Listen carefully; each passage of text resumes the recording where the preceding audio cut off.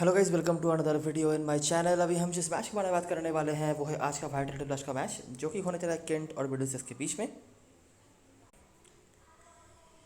तो ये मैच होने जा रहा है सेंट लॉरेंस ग्राउंड कैंटरबरी में, जो कि केंट का घर है। वेदर बिल्कुल क्लियर है, कोई दिक्कत वाली बात नहीं है। दोनों ही टीमों के मैचेस ऑलरेडी हो चुके हैं। मिडलसेक्स का मैच जो था कल सरे के अगेंस्ट में था, जहाँ पर उनको हार का सामना करना पड़ा था डिस्पाइट उनकी बैटिंग जो थी, स्पेशली टॉप दो तीन के तीन तक के जो बैट्समैन थे उन्होंने काफ़ी अच्छी बल्लेबाजी करी थी। तीन नहीं, चार मैं कहूँगा, क्योंकि ऑन मॉर्गन नंबर चार पर आए थे। लेकिन बॉलिंग बहुत ज़्यादा ख़राब हुआ था, या फिर आप ये भी कह सकते हैं कि जो मैच जिस ग्राउंड पे हुआ था वहाँ पर बॉलरों के लिए कुछ था भी नहीं। जो टीम जितनी अच्छी बैटिंग करेगी वही टीम जीतती, और सारे बेटर टीम थी बैटिंग में तो वो जीत गए। और केंट की बात करें तो केंट ने पहला मैच जो है हैम्पशायर को हराया था, और हमने एक्सपेक्ट करा भी था उस मैच पे कि केंट ही फेवरेट टीम है। और आपने देखा होगा कि इनकी बैटिंग काफ़ी अच्छी रही है। बॉलिंग पे क्लासन ने काफ़ी अच्छा बॉलिंग कराया था, 4 विकेट निकाला हुआ था, और बैटिंग से भी इनके पास अच्छे स्टार्ट्स रहे थे। ठीक है, तो ये दोनों ही टीमें अपने अपने पहले मैच को जीत कर आ रही है, तो फुल ऑन कॉन्फिडेंस के साथ आएंगे। ये मैच भी वहीं पे होने जा रहा है जहाँ पर केंट ने अपना पहला मैच खेला था, सेंट लॉरेंस ग्राउंड कैंटरबरी, जो केंट का घर है। ये कुछ पिछले से दिन की चीज़ें हैं। आखिरी 5 मैचों की बात करें तो यहाँ पर हमें एक बराबरी का माहौल देखने को मिल रहा है। 2-2 की बराबरी पे चीज़ें चल रही हैं। इस ग्राउंड पे अगर मैं बात करूँ तो यहाँ पर भी उतना बुरा रिजल्ट नहीं है, उतना अच्छा भी नहीं रहा है, लेकिन ठीक ठाक है। आप कह सकते हैं जीती ज़्यादा है केंट की टीम। ये कुछ परफॉर्मेंस है जो पिछले सीजन में अच्छा करके आए हैं। अगर आप चाहे तो देख सकते हैं, अभी एक बार देख लेते हैं कि जब ये दोनों टीमें आमने सामने होती हैं तो क्या होता है। अभी क्या है, देखिए कि ये जो ग्राउंड है कैंटरबरी का, ये पिछले सीजन से केंट का घर बना है। ठीक है, उसके पहले उनका घर कहीं और पे था, तो इसीलिए पुराने जो मैचेस केंट के घर पे हुए थे तो वहाँ से हमें इस ग्राउंड के रिलेटेड कुछ इन्फॉर्मेशन मिलेंगे नहीं। पिछले सीजन के एक आध मैच है उसको हम देखेंगे, और उसके पहले जो मैचेस किसी और ग्राउंड पे ही सही लेकिन हुए हैं उनको हम देखने की कोशिश करेंगे। यहाँ पर जो चीज़ आपको देखने को मिल जाएगी ना, केंट काफ़ी बेटर खेली है, भले ही वो हारे हों या जीते हों, बेटर टीम वो रहे हैं। मिडलसेक्स का जो बैटिंग लाइनअप है वो काफ़ी स्ट्रॉन्ग रहता है अगर हम ऑन पेपर की बात करें तो, लेकिन उसके बावजूद भी कहीं ना कहीं पे जाके स्टार्ट लेने के बावजूद भी वो उस तरह से फिनिश नहीं कर पाते हैं। ठीक है, जो कि केंट की टीम करती है, जिसकी वजह से आप देखेंगे कि रिजल्ट ऐसा की सिचुएशन आया है इन दोनों टीमों के मैचेस में, जहाँ पर लग रहा होगा कि मिडलसेक्स के लिए इजी मैच है, लेकिन कहीं ना कहीं पे जाके वो फंस जाते हैं और मैच हाथ से निकल जाता है। मैं आपको समझाता हूँ क्या होता है। पहले स्टार्ट करते हैं 2017 से। तो मिडलसेक्स ने यहाँ पर बनाया था 179, 8 विकेट के नुकसान पर। ऑयन मॉर्गन यहाँ पर थे, और यहाँ पर एलेक्स ब्लेक, इस नाम को थोड़ा सा गौर से देख लीजिएगा। इनके यहाँ पर रन आपको दिख जाएंगे। बॉलरों में से और स्टर्लिंग इनके विकेट्स थे। स्टर्लिंग ने पिछले मैच में भी 2 ओवर की बॉलिंग कराई थी। वैसे हेल्म अवेलेबल नहीं है, और इनका ना रहना कितना बड़ा नुकसान हो रहा है मिडलसेक्स की टीम में, ये हमने कल के मैच में देखा था। मैं डिस्कस करूँगा आगे। 2017 का मैच है तो थोड़ा कम इन्फॉर्मेशन है इस मैच में रेलिवेंट अगर मैं बात करूँ। उसके बाद ये हुआ था बेकेनहैम में, जो कि पहले केंट का घर हुआ करता था। मिडलसेक्स ने बनाया था 189। अच्छा, नोटिस करो स्टर्लिंग के यहाँ पर स्टार्ट्स हैं, ठीक है, लेकिन वो फिनिश नहीं कर पाए। सिम्सन स्टार्ट है, फिनिश नहीं कर पाए। नीचे से एस्किनासी तब नीचे आते थे तो उनके कुछ कॉन्ट्रीब्यूशन हैं। डेनली के विकेट्स, क्लेडन के भी विकेट्स हैं, लेकिन उनको ज़्यादा अभी खेलने का मौका मिलता नहीं। केंट की बैटिंग यहाँ पर और भी अच्छी हुई। डैनियल बिल ड्रमंड, अभी नोटिस करो दोनों टीम की बैटिंग में डिफरेंस। ठीक है, स्टर्लिंग को स्टार्ट मिला, फिनिश नहीं। सिम्सन को स्टार्ट मिला, फिनिश नहीं, लेकिन डैनियल बिल ड्रमंड को स्टार्ट मिला, उन्होंने बड़ा खींचा। ब्लेक को स्टार्ट मिला, उन्होंने बड़ा खींचा। बॉलरों में से स्टर्लिंग के यहाँ पर 1 विकेट भी है, तो ओवरऑल स्टर्लिंग ठीक ठाक कंट्रीब्यूट कर रहे हैं, जैसे आप देख सकते हैं। और यहाँ पर तो चलिए ज़्यादा कुछ नहीं था, लेकिन स्टर्लिंग का 1 विकेट यहाँ पर भी था। अगला मैच ये हुआ था लॉर्ड्स में, जहाँ पर हमेशा ही भतेरा रन बनता है। तो 204 बनाया था केंट ने। फिर से डैनियल बेल ड्रमंड, इस बार वो उनका स्टार्ट आया लेकिन फिनिश नहीं, लेकिन नीचे से कुन और ब्लेक फिर से इनके स्टार्ट्स और फिनिश दोनों ही हमें देखने को मिले। मिडलसेक्स 176 फॉर 7, बैटिंग यहाँ पर भी उनकी अच्छी नहीं, मतलब बुरी नहीं हुई थी। फिर से नोटिस करिए, स्टर्लिंग का स्टार्ट फिनिश नहीं, मॉर्गन का स्टार्ट फिनिश नहीं, सिम्सन फिर से उनका नाम आ रहा है, और केंट 28 रन से जीत गई।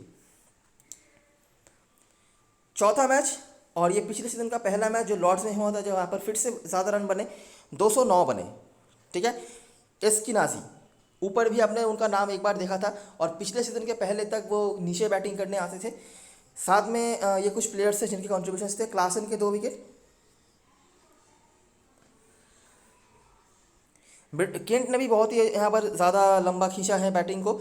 डैनियल बेल ड्रमंड, अभी आप नोटिस करो कि मिडलसेक्स की तरफ से एस्किनाजी का ये जो इनिंग्स रहा है, इसके पहले तक स्टार्ट्स आ रहे थे लेकिन लंबा नहीं जा रहा था। लेकिन एस्किनाजी ही पहले ऐसे बैट्समैन आए जितने नाम हमने अभी तक देखे हैं जिन्होंने बड़ा खींचा है यहाँ पे इनिंग्स को, ठीक है। 84 उन्होंने बनाए। डैनियल बेल ड्रमंड फिर से, साथ में कॉक्स, ब्लेक फिर से, लिनिंग, बार बार ये नाम बहुत बार आ रहा है इस फिक्सचर में, आप देख सकते हैं एलेक्स ब्लेक और जॉर्डन कॉक्स भी यहाँ पर थे। बॉलरों में से फिन जो हमेशा ही लॉर्ड्स में अच्छा करते हैं, साउटर। एक चीज़ नोटिस करने वाली है कि अभी तक जो मैच लॉर्ड्स में हुआ है उसको छोड़ के हमें फिन का ज़्यादा नाम नहीं दिखाया, लेकिन जैसे ही लॉर्ड्स में मैच आ जाता है फिन भी साथ में आ जाते हैं। बाकी हमने फिन को ज़्यादा कुछ यहाँ पर करते हुए देखा नहीं है। इस मैच में हालांकि 2 विकेट था तो है, लेकिन उस तरह से कंसिस्टेंटली नहीं। और आखिरी जो मैच है ये हुआ था कैंटरबरी में, और यही एक लौता मैच है जो इस ग्राउंड पे हमें मिल रहा है इन दोनों टीमों के बीच में। क्या हुआ था, मिडिलसेक्स ने 184 बनाया। फिर से किसने रन बनाया, एस्किनाजी, सिम्पसन फिर से और हॉलमन, ठीक है। क्रैकनेल के भी कुछ कॉन्ट्रीब्यूशंस थे। केंट ने चेस ठीक ठाक ही करा था लेकिन वो पीछे रह गए। 182 फिर से डैनियल बेल ड्रमंड और जॉर्डन कॉक्स से परफॉर्मेंसेस हमें देखने को मिल रहे हैं। बॉलरों में से हेल्म और फिन यहाँ पर भी हैं, और मर्ता जब खेलते थे इनके विकेट से। तो क्या डिफरेंस आपको समझ में आ रहा है। एस्किनाजी एक नाम हमें मिल रहे हैं, एकमात्र नाम जिन्होंने स्टार्ट को बड़े इनिंग्स में तब्दील किया है। इसके अलावा हमें स्टर्लिंग देखने को मिले हैं जिन्होंने हमेशा स्टार्ट लिया है लेकिन फिनिश नहीं कर पाए हैं। ऑयल मॉर्गन के भी हमने 2 इनिंग्स देखे हैं, स्टार्ट लिया है फिनिश नहीं कर पाए हैं। सिम्पसन लगातार मैचेस में इनके परफॉर्मेंसेस हैं, ठीक है, लेकिन वही बात 30 के भीतर, 30 के आसपास। आखिरी मैच पर हालांकि थोड़ा ज़्यादा उनका गया था 46 तक, ये हमें देखने को मिले हैं। और क्रैकनेल जो खेलते थे और हॉलमन, इनके भी कॉन्ट्रीब्यूशंस थे। लेकिन अगर हम कंपैरिजन करें केंट की बैटिंग के साथ तो हमें मल्टीपल बड़े इनिंग्स देखने को मिले हैं। डैनियल बेल ड्रमंड स्पेशली अगर मैं नाम बताऊं, और एलेक्स ब्लेक, ये दोनों का नाम कंसिस्टेंटली आया है, मतलब कंसिस्टेंटली नहीं, मतलब आया है जिन्होंने बड़े इनिंग्स खेले हैं। यहाँ पर भी आप देख सकते हैं जो कैंटरबरी में मैच हुआ था 89 बना के गए थे। जॉर्डन कॉक्स पिछले सीजन के दोनों ही मैच पर इनका भी रन था, और पिछले सीजन के दोनों ही मैच में डैनियल बेल ड्रमंड का भी रन था। मैं हमेशा कहता हूं कि 4 डे मैच वगैरह में कुछ भी हो, Daniel bell Drummond T20 matches में अलग लेवल पे पहुंच जाते हैं। हालांकि अभी भी मुझे उनके फॉर्म को लेकर थोड़ा सा डाउट तो है, लेकिन ऑफकोर्स आप देख सकते हैं कैसे रिकॉर्ड्स होल्ड कर रहे हैं वो। और उसके बाद यहाँ पर भी डैनियल बेल ड्रमंड का स्टार्ट था, फिनिश नहीं कर पाए, लेकिन ब्लेक ने फिनिश कर दिया। ऊपर फिर से डैनियल बेल ड्रमंड के रन्स, ब्लेक के भी रन्स, और यहाँ पर ब्लेक के भी कुछ रन्स थे, ठीक है। तो 2 नाम हमें बैटिंग से कंसिस्टेंटली देखने को मिल रहे हैं केंट की तरफ से, जिनमें से फिनिशेस भी कई बार हैं। तो यह है पूरी कहानी, आप देख सकते हैं ब्रिटिश की बैटिंग थोड़ी सी फंसी है कहीं ना कहीं पे जाके, लेकिन अगर हम केंट की बैटिंग की बात करें तो काफ़ी फ्री फ्लो और फिनिश, अगर हम बात करें फिनिश प्रोडक्ट जो है वो केंट की बैटिंग से हमें देखने को मिल रहा है। हेड टू मैच की बात करें, जैसा कि आप एक्सपेक्ट कर सकते हैं, 2 नाम डैनियल बेल ड्रमंड और एलेक्स ब्लेक, 57 और 49, लगभग 50 के आसपास का औसत है इन दोनों का, और बहुत ही ज़्यादा मतलब डोमिनेटिंग रही है ये दोनों की बल्लेबाजी, आप देख सकते हैं। बड़े इनिंग्स भी खेले हैं ऑफकोर्स। ब्रिटिश की तरह से एस्किनाजी का नाम आपको दिख जाएगा। 2 इनिंग्स उन्होंने खेले हैं ओपनिंग करते हुए, दोनों में ही रन है, एक में 84 का भी रन है, और लॉर्ड्स में हमेशा ही एस्किनाजी बेटर करते हैं, ये हमने आखिरी मैच में भी देखा हुआ है। उसके पहले तक वो नीचे आते थे, लेकिन जब भी मौके उनको मिले हैं उन्होंने रन जरूर बनाया है। बॉलरों में से उस तरह से बताने लायक कोई नहीं है, लेकिन स्टीवन फिन का नाम आपने देखा है, उन्होंने लगभग कंसिस्टेंटली विकेट निकाला हुआ है। बाकी उस तरह से बताने लायक कोई है नहीं, ठीक है। तो ये है सारी कहानी जो हेड टू हेड से हमारे पास अवेलेबल हुई है। आई होप आपने सही से देख लिया होगा। अगर आप कुछ मिस करे गए होंगे तो एक बार बैक करके देख लेना, सब कुछ है ही आपके सामने। अभी ग्राउंड के बारे में बात करते हैं, ठीक है। ग्राउंड में इंडिविजुअलिटी में अगर हम बात करें तो जो डेनली का ही नाम आपको मिलेगा। पिछले मैच पर भी उन्होंने लगभग जितना इनके एवरेज है 43.6, इतना ही रन बनाया था, 43 का ही। बॉलिंग भी 2 ओवर कराई थी, लेकिन कुछ खास काम पे आए नहीं थे, मतलब विकेट टेकिंग के मामले में। बाकी ये कुछ प्लेयर्स थे बिलिंग्स वगैरह, लेकिन ये अवेलेबल नहीं है। देख लेते हैं इस ग्राउंड में मैचेस कैसे कैसे होते हैं और किस तरह के बॉलरों को यहाँ पर हेल्प मिलता है, टॉस का कितना इफेक्ट रहता है, ठीक है। तो देखो पहला मैच सरे बनाम केंट, सरे ने बनाया 161। पेसर्स आपको दिख जाएंगे फर्स्ट इनिंग्स में। केंट चेज कर गई यहाँ पे, जहाँ पर डैनियल बेल ड्रमंड के रन्स हैं और क्रॉली, साथ में लिनिंग, स्टीवार्ट, इनके भी कुछ कॉन्ट्रीब्यूशन आपको दिख जाएंगे। स्पिनर्स का यहाँ पर अपर हैंड है, केंट ने यहाँ पर चेज कर लिया 161 के 162 के टारगेट को, और वो भी 9 गेंद रहते ही, तो ठीक ठाक चेज हुआ यहाँ पर आप कह सकते हैं। उसके बाद 141 फिर से डैनियल बेल ड्रमंड के कुछ रन्स, डेनली के कुछ रन्स। स्पिनर्स का अपर हैंड यहाँ पर भी था पेसर्स के साथ। ससेक्स ने चेस कर लिया, बहुत ही इजीली चेस कर लिया, डेनली के 1 विकेट। उसके बाद ये जो हेड टू हेड आपने देखा, यहाँ पर चेस तो नहीं हुआ, लेकिन काफ़ी आगे तक गई थी टीम, आप देख सकते हैं। यहाँ पर भी डैनियल बेल ड्रमंड का रन। ऊपर आपने नोटिस किया होगा कि बैटिंग फर्स्ट में देखिए 25-29, लेकिन बैटिंग सेकंड में उस रन को उन्होंने 89 तक वो ले गए। उसके बाद 167 रन जैसे ही बना, क्लासन यहाँ पर विकेट टेकिंग में थे और मिलने स्टीवर्ट वगैरह, फिर से चेस हो गया। ठीक है, लीनिंग के कुछ आपको स्कोर्स देखने को मिल रहे हैं, पेसर्स का विकेट। और आखिरी जो मैच हुआ था, जो इसी सीजन का पहला मैच है, 176 बना था, फिर से डेनली के साथ Daniel will Drummond, Ollie Robinson जो कमाल के फॉर्म पे चल रहे हैं इस सीज़न में। और सबसे बड़ी बात है कि इनको बैटिंग में प्रमोशन भी मिला है। पिछले सीज़न में भी ये मतलब हमेशा ही अच्छे फॉर्म पर ही रहते हैं, लेकिन अन्य बैट्समैनों के रहते इनको बैटिंग में उस तरह से मौका नहीं मिलता है। लेकिन अभी पिछले मैच में उनको बैटिंग में प्रमोशन मिला है और काफ़ी अच्छी बैटिंग उन्होंने करी हुई है, जैसा आपने एक्सपेक्ट करा भी होगा। साथ में जॉर्डन कॉक्स, इन्होंने भी ठीक ठाक जितना इनको बैटिंग मिला था इन्होंने करा हुआ है। पेसर्स के साथ स्पिनर्स यहाँ पर आप देख सकते हैं, बार बार आप देख रहे हैं कि स्पिनर्स का यहाँ पे रोल रहता है, और लेग स्पिनर वगैरह हो तो अलग ही बात है। हैम्पशायर चेस नहीं कर पाई।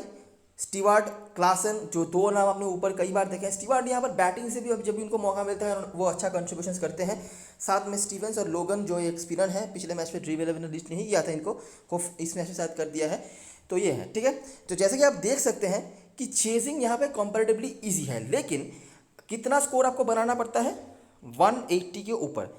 180 के ऊपर ही हमने यहाँ पर देखा है जो डिफेंड हुआ, ये एक स्कोर था जहाँ पर 176 भी डिफेंड हुआ था। यहाँ पर आप कह सकते हैं बैटिंग कोलैप्स कर गई थी हैम्पशायर की टीम, जो कि मैं उस मैच की वीडियो में बताया हुआ था कि इनकी बैटिंग भी बहुत अच्छे फॉर्म पर नहीं चल रही है, तो उसका भी एक रीज़न हो सकता है, वो भी एक रीज़न हो सकता है। लेकिन ओवरऑल हम देख रहे हैं कि चेजिंग यहाँ पर हो जाती है, ठीक है, अगर आपके पास अच्छी खासी बैटिंग लाइनअप है तो। पेसर्स तो होते ही हैं विकेट टेकिंग के मामले में, क्योंकि वही ज़्यादा क्वांटिटी में होते हैं, लेकिन स्पिनर्स का इस ग्राउंड पे काफ़ी इंपॉर्टेंट रोल रहता है। अपने आखिरी जो हेड टू हेड मैच देखा था, यहाँ पर भी हमने देखा था कि कुछ स्पिनर्स आए थे। यहाँ पर इमरान कायूम जैसे आए थे फर्स्ट इनिंग्स में, दूसरे इनिंग्स में भी कोई स्पिनर्स थे। स्पिनर्स मतलब अगर हम देखें कोई रहे होंगे जिन्होंने यहाँ पर विकेट निकाला था, वो शायद अभी अवेलेबल नहीं है। तो जो भी हो, तो ऐसा है, ठीक है। तो यह है कहानी, इस ग्राउंड पे रन्स बन सकते हैं, बैटिंग आपको रखनी होती है ज़्यादा। हमने अभी तक उस तरह से बैटिंग कोलैप्स होते हुए नहीं देखा, यही एक इनिंग्स देखा है जहाँ पर 138 बना था, अगर आप इसको कोलैप्स कहना चाहते हैं तो है, नहीं तो इससे कम तो हमने स्कोर बनते हुए नहीं देखा है। तो बैटिंग हैवी टीम हमें बनानी है, चेजिंग यहाँ पर अच्छा होता है, तो चेजिंग टीम के सपोर्ट में आप बना सकते हैं। पेसर्स तो आपकी टीम में होंगे ही जो स्ट्राइक बॉलर वगैरह हैं, बाकी जो स्पिन ऑलराउंडर्स हैं जो ठीक ठाक जगह पर बैटिंग भी कर लेते हैं, वैसे प्लेयर्स आपके लिए ज़्यादा इंपॉर्टेंस रखते हैं, सही है। अभी आ जाए प्लेइंग 11 की तरफ और देखते हैं कौन कौन से प्लेयर हमारे लिए इंपॉर्टेंट हो सकते हैं। तो केंट की तरफ से ऐसा ही प्लेइंग 11 होना चाहिए, मुझे नहीं लगता मेजर कोई चेंजेस होगा। दो प्लेयर्स मुझे लगता है को मौका दे सकती है टीम, एक है नेथन गिलक्रिस्ट, इनका बर्थडे रहा है 1-2 दिन पहले ही, तो टीम इनको ट्राई कर सकती है अगर चाहे तो मिलनेस के जगह पर, जो कि मैं तो बिल्कुल नहीं चाहूँगा। मिलनेस बहुत ही अच्छे फॉर्म पर रहे हैं लोअर डिवीज़न क्रिकेट में, T20 में स्पेशली, और ओवरऑल ये काफ़ी अच्छा कर रहे हैं इस सीज़न में, तो मैं पर्सनली नहीं चाहूँगा। बाकी अगर टीम चाहे तो नेथन गिलक्रिस्ट ट्राई कर सकते हैं। और रिसेंटली वो फ्रेंडली मैचेस, मतलब जो प्रैक्टिस मैचेस वगैरह होते हैं वहाँ पर उन्होंने काफ़ी अच्छा करके आए हैं वो। और त्वांडा मुयई शायद इनका नाम है, डे बाय डे काफ़ी इंप्रूव कर रहे हैं ये, और काफ़ी विस्फोटक ओपनिंग बैट्समैन के तौर पे खुद को ये साबित कर रहे हैं। मुझे नहीं पता कि इनको अगर खिलाती है टीम तो कहीं कहाँ पे खिलाएगी, लेकिन अगर खिलाती है तो इसके लिए तैयार रहना, यही मैं बताना चाहता हूँ। बाकी अगर सेम प्लेइंग 11 रहता है तो जो प्लेयर्स हमारे लिए इंपॉर्टेंट होंगे, डैनियल विल ड्रमंड, डेनली, आप इनको छोड़ नहीं सकते। डेनली बॉलिंग भी करवा रहे हैं और इस ग्राउंड पे इनके बैटिंग रिकॉर्ड सबसे अच्छे हैं। Daniel will Drummond batting first में हमने देखा है हमेशा ही स्टार्ट लेते हैं, जो बड़ा इनिंग्स आता है मतलब इस ग्राउंड पे वो चेज करते हुए आया है, नहीं तो स्टार्ट तो हमेशा इनके खाते में है। और इस हेड टू हेड फिक्चर में तो कमाल का ही रिकॉर्ड है और रिस्क होगा, लेकिन अगर आप चाहते हैं डैनियल विल ड्रमंड को कैप्टन वाइस कैप्टनसी के बारे में सोच भी सकते हैं, रिस्क ज़रूर है। और उसके बाद ओली रॉबिन्सन कीपिंग सेक्शन में होंगे और इनको रखना ज़रूरी है, क्योंकि इनको सबसे सही जगह पर बैटिंग इनको ही मिलने वाली है। नीचे अगर हम आएंगे तो जॉर्डन कॉक्स का ऑप्शन है, आप अगर चाहें इनको बिल्कुल ट्राई कर सकते हैं। अच्छे फॉर्म पर रहे हैं, पिछले मैच में जितना मौका मिला था अच्छा ही करा था। लेकिन अगर आप जॉर्डन कॉक्स को नहीं लेना चाहते हैं और लेकिन आपको एक्स्ट्रा कोई बैटिंग पोजीशन चाहिए जो आप लेना चाहेंगे इस ग्राउंड पे, तो एलेक्स ब्लेक लॉजिकली इनका नंबर आया है और काफ़ी अच्छे रिकॉर्ड्स हैं इनका इस टीम के अगेंस्ट में। फॉर्म का थोड़ा इशू है, ये मैं मानता हूँ, इसीलिए मैं इनिशियली नहीं कह रहा हूँ। अगर ये फॉर्म पर रहते, मतलब कहीं भी मुझे इनका फॉर्म सही दिखता तो मैं बिल्कुल कहता, लेकिन ये फॉर्म पर नहीं है। तो ये एक सिलेक्शन आपको करना है, इन फॉर्म जॉर्डन कॉक्स, जिनके कोई ज़्यादा रिकॉर्ड्स नहीं है लेकिन आखिरी 2 मैचों में इन्होंने रन बनाया है, या फिर आउट ऑफ फॉर्म मैं यही कहूँगा, लेकिन थोड़ा सा आउट ऑफ टच तो नज़र आ रहे हैं एलेक्स ब्लेक, जिनके इस फिक्चर में रिकॉर्ड्स बहुत अच्छे हैं। बॉलर में से डैरेन स्टीवंस फिर से आपके लिए इंपॉर्टेंट हो सकते हैं। मुझे लगता है एक दो विकेट का कंसिस्टेंट पॉइंट आप इनसे उम्मीद कर सकते हैं। बैटिंग से शायद कुछ करे या नहीं करे ग्राहम स्टीवर्ट, लेकिन बैटिंग से भी कंट्रीब्यूट करने की क्षमता रखते हैं। बैटिंग फर्स्ट में आप कंसीडर कर सकते हो इनको, और बॉलिंग भी ठीक ठाक मिल ही जाती है। फ्रेड क्लासन मस्ट हैव है, कोई दिक्कत वाली बात नहीं है। इस ग्राउंड पे हमेशा ही वो इफेक्टिव होते हैं, चाहे वो कितने भी रन के लिए क्यों ना जाए। मिलनेस आप चाहो तो ट्राई कर सकते हो, मैं शायद ट्राई करूँ बॉलिंग फर्स्ट में स्पेशली। इनके परफॉर्मेंसेस काफ़ी अच्छे रहे हैं T20 सर्किट में, लेकिन पिछले मैच में उतना इफेक्टिव नहीं हो पाए थे। और बेंच पे मैंने बताया म्यूवी और नैथन गिलक्रिस्ट में से अगर कोई खेले तो आप इनको ट्राई कर सकते हो, ज़्यादा दिक्कत वाली बात यहाँ पे नहीं है। बड़ी तरह से बात करें तो मुझे यहाँ पर भी कोई चेंज होता हुआ नहीं नज़र आ रहा है, लेकिन एक जगह है जहाँ पर मुझे बताना ज़रूरी है, और वो है ये डिपार्टमेंट। ब्लेक कुलिन और इथान बैम्बर की ओपनिंग बॉलिंग बहुत ही ज़्यादा ख़राब रही थी। अब आपने देखा होगा कल के मैच पर। अभी देखिए वो लॉर्ड्स है, वहाँ पर बॉलरों के लिए कुछ होता नहीं है, तो वो भी सही बात है। लेकिन जिस तरह से वो बॉलिंग करवा रहे थे ना डेथ ओवर्स में, मुझे तो कतई कोई कॉन्फिडेंस नहीं नज़र आया है। अभी अगर फिर से वही चीज़ वो केंट के टॉप ऑर्डर बैट्समैनों के सामने भी आके करते हैं तो फिर से शामत आने वाली है, ये आपको पता चलना पड़ेगा। मतलब मिनिमम कुछ मुझे ऐसा नहीं लगा कि नहीं टैलेंट है कुछ कर सकते हैं, कुछ भी नहीं। ठीक है, इवन ब्लेक कुलन आपको पता ही होगा कि 19 ओवर बॉलिंग भी करने आए थे, लेकिन पहले 3 में से 2 उन्होंने नो बॉल डाला, उनका ओवर भी कैंसिल हो गया था। सिर्फ नो बॉल नहीं, मतलब हाइट का नो बॉल था, पैर का भी नो बॉल नहीं। तो ऐसे गलतियां वो कर रहे थे। अभी क्या है कि टीम के पास ज़्यादा कोई अपॉर्चुनिटीज़ नहीं है किसी को भी खिलाने का। ये दोनों प्लेयर्स काउंटी में अच्छा करके आए हैं, तो इसीलिए इनको ही खिलाना पड़ रहा है। नहीं तो टॉम हेल्म और टीम मर्ता के रिप्लेसमेंट ये कभी भी नहीं है, लेकिन कभी कुछ ऑप्शंस भी नहीं है टीम के पास, तो ये एक वीक जोन है। ठीक है, और अगर फिर से ऐसा चला तो फिर से केंट के टॉप ऑर्डर में जो भी आएंगे, चाहे एक आध विकेट गिर भी जाए तो भी मुझे लगता है कि रन ज़रूर बना के जाएंगे। तो ये एक चीज़ है। बाकी जो प्लेयर्स हमारे लिए बहुत इंपॉर्टेंट है, पॉल स्टर्लिंग, एस्किनासी हमारे लिए मस्ट हैव है। पॉल स्टर्लिंग की बॉलिंग यहाँ पर काम पे आ सकती है। आखिरी मैच में 2 ओवर बॉलिंग कराया है, और इस फिक्चर में भी कंसिस्टेंट रन है इनका, भले ही बड़ा स्कोर नहीं है लेकिन है। और ये जिस तरह के बैट्समैन है, जब तक खेलेंगे आपको तकलीफ देखे जाएंगे अगर आप इनको नहीं रखते हैं टीम में। सिर्फ रखना नहीं रखने की बात नहीं है, मतलब कैप्टन वाइस कैप्टन भी नहीं बनाते हैं। तो उसके बाद नीचे एक चॉइस आपको करना पड़ेगा, यॉन मॉर्गन या जॉन सिम्पसन में से एक। सिम्पसन कीपिंग के पॉइंट्स आपको दे सकते हैं, मॉर्गन अगर आप चाहें तो सेफ रहने के लिए रख सकते हैं। अगर आप दोनों को भी रखना चाहते हैं तो भी पॉसिबिलिटी है, लेकिन तब टीम का बैलेंस थोड़ा खराब हो सकता है। इसीलिए मैं कहूँगा दोनों में से एक ही रखना। सिम्पसन के इस फिक्चर में काफ़ी सही रिकॉर्ड्स हैं, और ऐसी कोई चीज़ नहीं है कि आपको सिम्पसन मतलब आप नहीं देना चाहें, ये अच्छे फॉर्म पर भी रहे हैं। ठीक है, तो ये एक चीज़ है। ल्यूक हॉलमन मेरे लिए एक और बार फिर से अच्छे पंड बन सकते हैं, ठीक जगह पर इनको बैटिंग मिल रही है। ठीक है, बॉलिंग ज़्यादा नहीं मिली है, लेकिन मुझे लगता है इनको ज़्यादा बॉलिंग मिल सकती है किसी भी मोमेंट पर। पिछले मैच पर भी आपने देखा होगा कि लेग स्पिनर्स को काफ़ी हेल्प मिला था, जहाँ पर मेसन क्रेन 3 विकेट देखे गए थे। साउटर तो है ही आपके पास जो लेग स्पिनर है। ल्यूक हॉलमन भी काफ़ी इंपॉर्टेंट होना चाहिए। अगर आप रिस्क ले सकते हो तो ल्यूक हॉलमन के साथ आप जा सकते हो।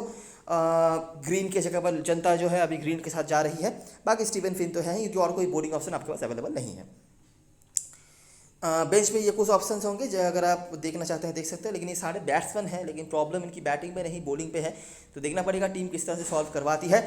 कैप्टन बैट्समैन चॉइस की बात करें, केंट के होगा, डैनियल बेल्ट्रामन और डेनली सेफेस्ट पिक में होंगे। उसके बाद रिस्की में जाना है तो डैरेन स्टीवेंसन लिनिंग, और बहुत रिस्क लेना है तो ब्लेक और मिलनेस में से आप कंसीडर कर सकते हो। जॉर्डन कॉल्स भी सूची में आ सकते हैं ब्लेक के साथ। ब्लेक के फॉर्म को लेकर ही मुझे थोड़ा सा कन्फ्यूजन है, बाकी बैटिंग तो आप रिकॉर्ड्स देख ही सकते हैं, बहुत ही अच्छी है इनकी। मिडिल तरह से बात करें तो स्टर्लिंग और मॉर्गन सेफेस्ट टीम में होंगे। उसके बाद एस्किनासी को अभी भी कुछ लोग ले रहे हैं, कुछ लोग नहीं ले रहे हैं, लेकिन हमारे टीम में ज़रूर से होंगे, गलती से भी मिस कर लेना नहीं मिस करना है इनको। और उसके बाद फिन और आप साउटर को भी कंसीडर कर सकते हैं, लेकिन मुझे नहीं लगता साउटर को कैप्टन हसन बनाने का टीम में, हालांकि सबके होंगे। सिम्पसन और हॉलमन हमारे लिए बहुत बड़े बंड बनने वाले हैं।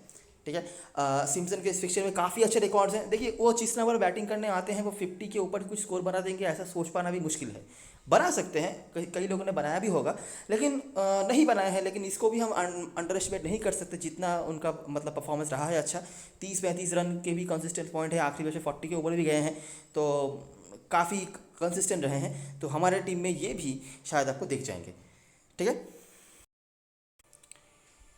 तो यही सारी चीज़ें और सारी एनालिसिस अभी एक बार देख लेते हैं ड्रीम 11 की टीम। तो ये है इनिशियली मेरा रिस्की लेकिन लॉजिकल कॉम्बिनेशन। 2-3 प्लेयर्स ऐसे हैं, 4 प्लेयर्स ऐसे हैं जो शायद ही लोग पिक करेंगे। एक है सिम्पसन, ब्लेक, हॉलमन और मिलनेस। ठीक है, बाकी ओली रॉबिन्सन अभी के लिए यूनिवर्सल कीपर हैं, स्टर्लिंग तो हैं ही, डैनियल बेल्ट्रामन भी सबकी टीम में होंगे। एस्किनासी मैं उम्मीद कर रहा हूँ लोग ले लेंगे, अभी परसेंटेज चाहे जितना भी हो। जो डेनली यूनिवर्सल हैं, साउटर और क्लासन भी यूनिवर्सल होंगे। 4 प्लेयर्स हमारे टीम में रिस्की हैं। ब्लेक इनका परफॉर्मेंस बहुत अच्छा रहा है।